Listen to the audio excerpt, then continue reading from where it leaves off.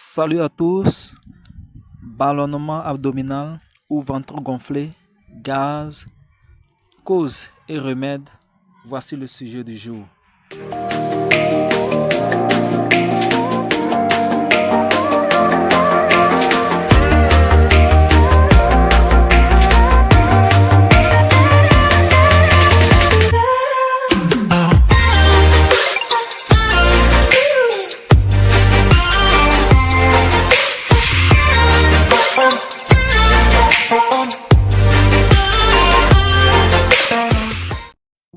Notre sujet du jour est lié à la digestion. Alors, comment se passe la digestion suivant cette petite vidéo?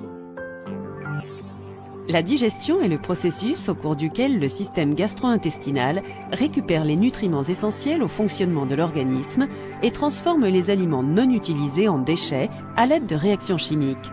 La mastication, le fait de mâcher, constitue la première étape de la digestion. La salive est la première substance responsable de la digestion car elle transforme les aliments mâchés en une masse molle appelée bol alimentaire. La salive rend ce bol alimentaire facile à avaler. Celui-ci va donc descendre le long de la gorge et de l'œsophage. Le bol alimentaire passe au travers du sphincter œsophagien avant d'arriver dans l'estomac. Dans l'estomac, l'acide chlorhydrique libéré permet de progressivement casser les grosses molécules d'aliments en molécules plus petites jusqu'à obtenir un bol alimentaire liquide. On appelle cette substance liquide le chyme, lequel passe par le sphincter pylorique et entre dans le duodénum, la première partie de l'intestin grêle. C'est là que des enzymes libérées par le pancréas, le foie et la vésicule biliaire continuent à transformer le chyme en microéléments que l'organisme pourra ensuite facilement absorber et utiliser. L'intestin grêle est tapissé d'une muqueuse interne qui comporte de nombreux replis. Ces petites saillies en forme de fines franges sont appelées villosités. Les villosités permettent aux aliments digérés de s'infiltrer dans la circulation sanguine.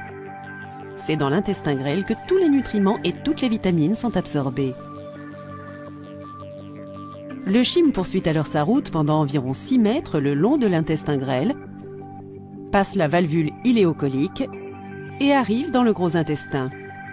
Le processus de digestion est quasiment terminé lorsque le chyme arrive dans le gros intestin.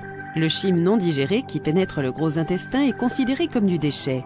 À mesure qu'il migre le long du gros intestin, les déchets vont peu à peu se solidifier car toute l'eau disponible va être réabsorbée par l'organisme. Les déchets vont ensuite s'accumuler dans le rectum, l'extrémité finale du gros intestin, jusqu'à ce que le cerveau ordonne au corps de s'en débarrasser. Alors, revenons au sujet du jour. Ballonnement abdominal, gaz dans le ventre, cause et remède. Les gaz dans le ventre sont dus au processus de la fermentation excessive dans les intestins après que nous ayons ingéré le bol alimentaire et qui subit la transformation. Cette fermentation est due à un déséquilibre de la flore intestinale où les mauvaises bactéries ou les mauvais champignons prennent le dessus. Et pour éviter les ballonnements abdominaux, les gaz dans le ventre, nous allons vous prodiguer quelques conseils. Le premier conseil, évitez les boissons gazeuses comme le soda, comme la bière, comme la sucrerie. Deuxième conseil, évitez les jus de fruits qui entraînent la fermentation excessive dans votre tube digestif. Troisième conseil, mangez lentement et bien mastiquer ce que nous mangeons pour permettre aux enzymes de bien malaxer le bol alimentaire avant son arrivée dans l'estomac.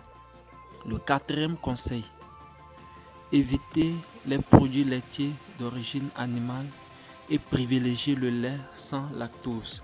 La majorité de personnes dans la population font une intolérance vis-à-vis des produits laitiers d'origine animale. Et si vous avez ce problème, évitez-le carrément et privilégiez le lait sans lactose. Cinquième conseil, prendre des fruits après les repas et non en dehors des repas. Sixième conseil, utilisez le charbon actif lorsque vous avez les ballonnements, lorsque vous avez les gaz dans le ventre. Septième conseil, évitez le pain blanc, pauvre en fibres et dont la digestion est difficile. Huitième conseil, évitez la banane, qui est pauvre aussi en fibres et dont la digestion est très lente et difficile. Le neuvième conseil est un conseil très puissant, un conseil simple mais très puissant. Habituez-vous à l'eau chaude et évitez l'eau fraîche. Et habituez-vous à l'eau chaude tous les matins lorsque vous vous réveillez. Et ceci vous permettra d'avoir une très bonne digestion.